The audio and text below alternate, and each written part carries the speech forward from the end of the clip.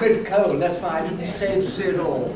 But I'll do my best with his warm help. Well, I'll try my best. Now, Ernest, yes. I think perhaps it would be useful, in a brief fashion as possible, just to put the audience in a picture of why you're here, in a sense, in connection with Sherlock Holmes and Eille Norwood. Well, I'm here because I'm Eille's great nephew, and I also wrote a play called The Return of Sherlock Holmes through Eille long ago. Yeah. That's not a very good explanation. No, it isn't. But you were married to Eille's daughter. That's how I got to know Eille when I was a young actor. I met his stepdaughter-in-law, to be exact, who was called Jane Grahame, and I met her, which is very lucky for me in every possible way, and through her I met Eille. Now this was obviously after the time when he played Sherlock Holmes, but you knew him But you knew him as one of the great Sherlock Holmes on screen. Well, not only that, he was still working, of course. He was, and it was through my friendship with him that I got my first part in London. That he directed a play called French Leave, starring Charles Lawton, Eamon Williams, whom I understudied, and gorgeous Madeleine Carroll. It's quite a cast, isn't it? Yes, it was. Yes. Yes. No, terrific. And through that play, I got to meet Edgar Wallace, because Charles went from French Leave in a very Edgar Wallace-ed way. Charles Lawton, yes, Yep. went from French Leave to the big thing on the spot. Right. Now, when I talk to people who are not that knowledgeable about Holmes on screen, and I talk about the great Sherlock Holmes of the cinema, and I say, Eille Norwood, and they say, who? What a name! Eille, where does it come from?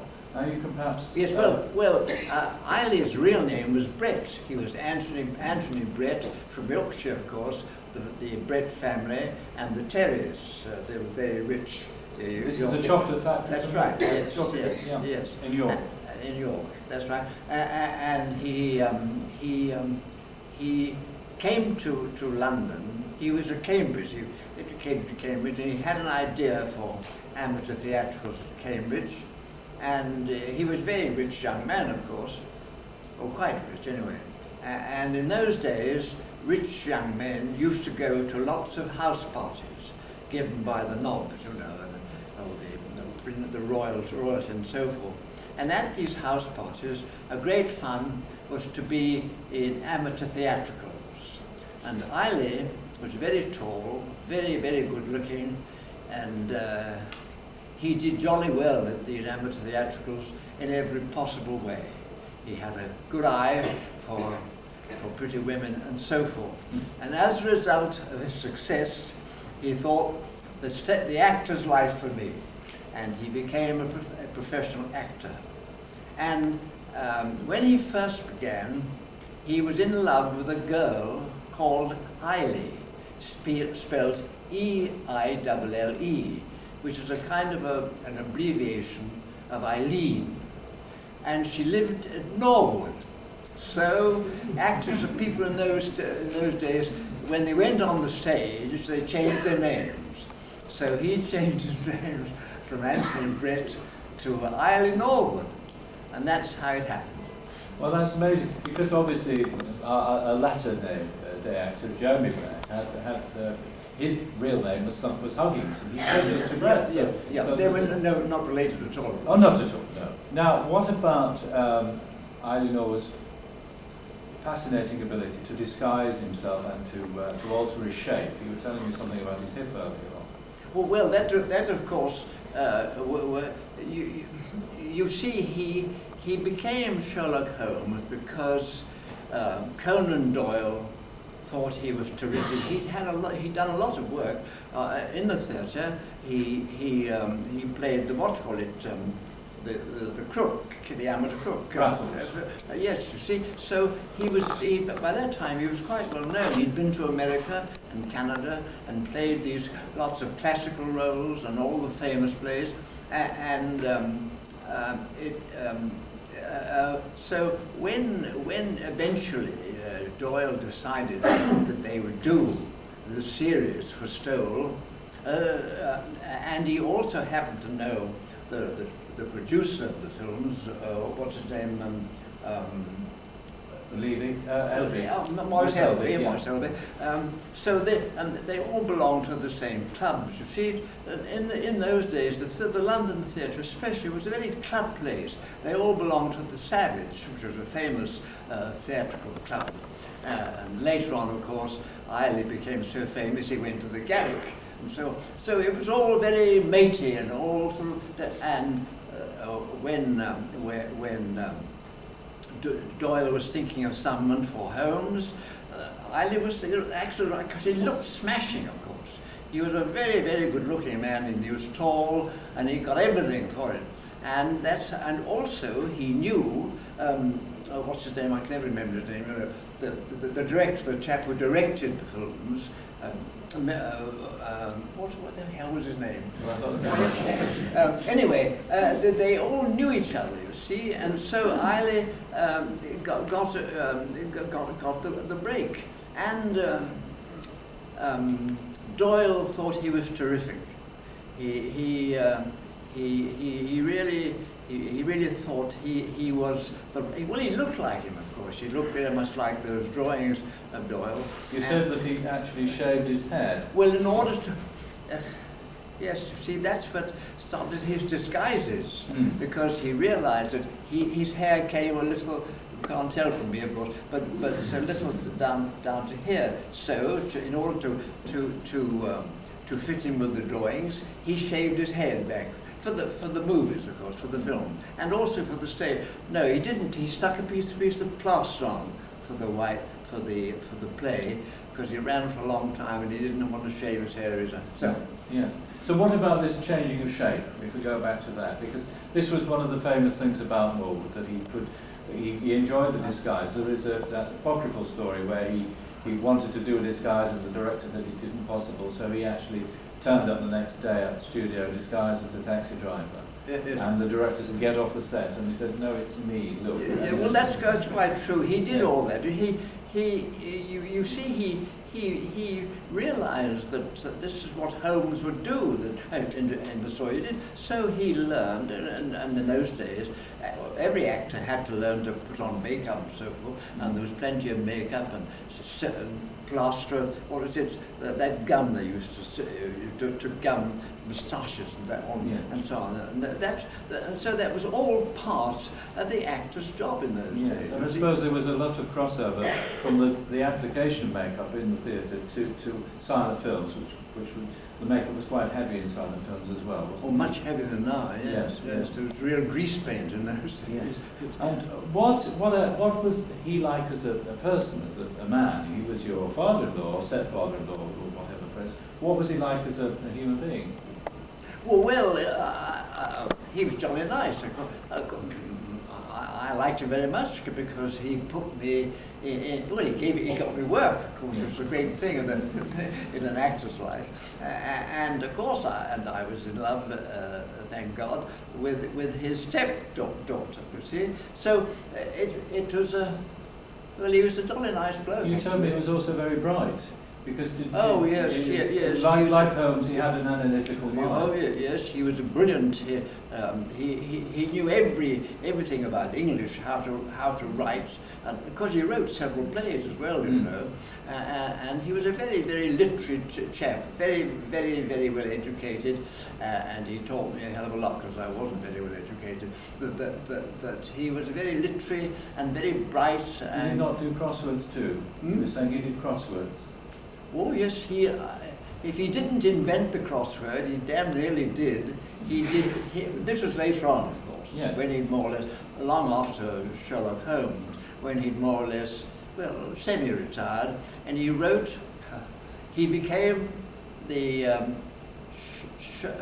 crossword in the Daily Express by Eille Norwood, the Sherlock Holmes of stage and screen, which is what he was, and he did a crossword every day for the Daily Express. They printed 3 under his name, and they printed 2 just anonymously. I don't know why they did that. But there again, you see, he knew Reggie Pound, the famous Reggie Pound, who was literary editor of the Daily Express, and I sold my very first short story, entirely due to Eille, to Reggie Pound. Right, so you've a lot so God bless Eille Norwood. Are there any questions from the audience who would like to ask our guest this evening, Ernest? Any questions at all? When was the last time you actually saw an Eille Norwood film? Well, here, when not here, but with the society, I saw some because I was quite. You see,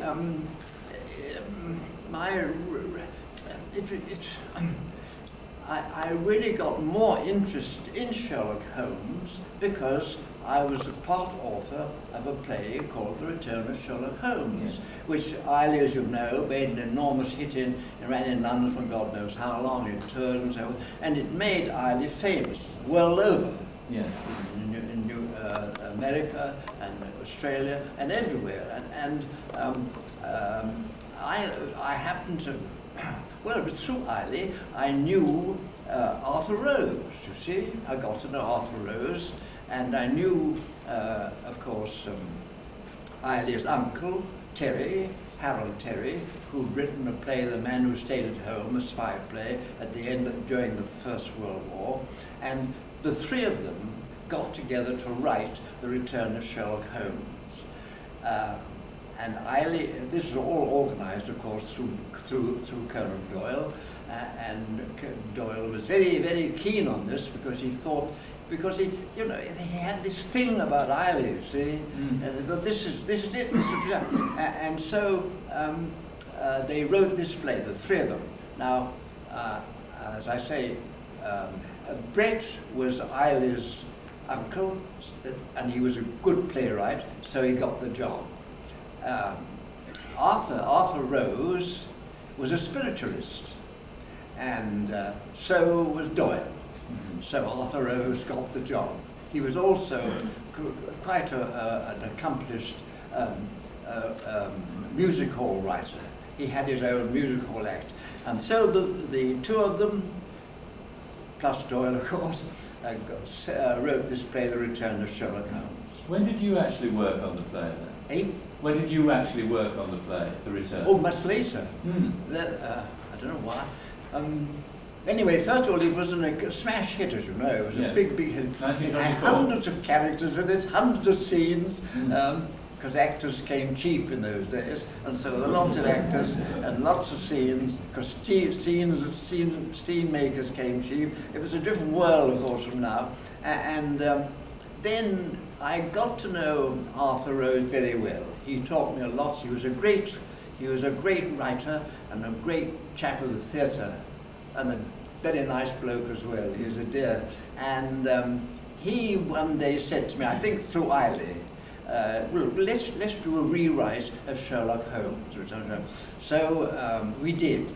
And I learned a lot, of course, through Arthur. And so we did. We wrote this play, The Return of Sherlock Holmes, and it was done down at a theatre outside London, and it didn't work. Just it's odd, isn't it? It didn't work, although it had been so successful a few years before. It didn't. Perhaps that was probably my fault. Anyway, it didn't work. So that was that, and I forgot all about it. Do you want to hear the rest of this boring story? Well, just briefly, just put a top hat on. Well, 2 or 3 years ago,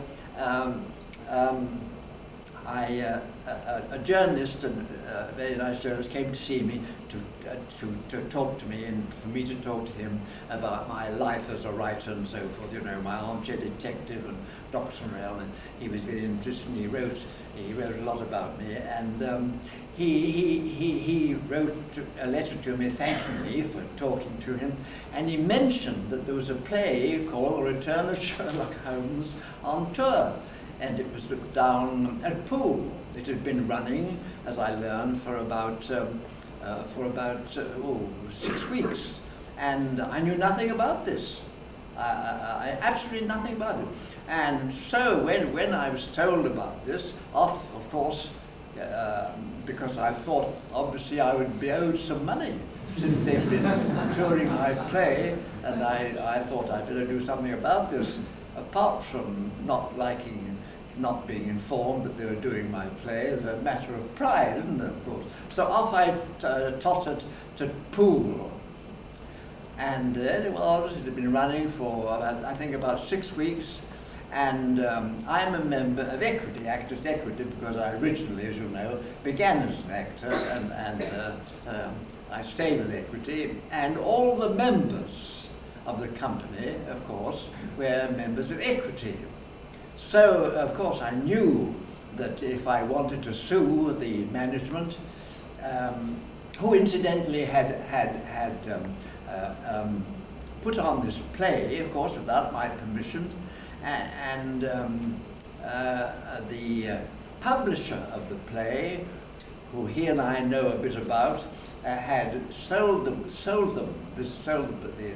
producers of this play, and said that I was very, very ill, so they didn't have to bother about permission from me. And I think some of them said I was dead.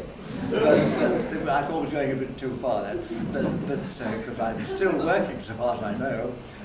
So that they, so that's how they try to get away with it. But you got your just desserts in the end.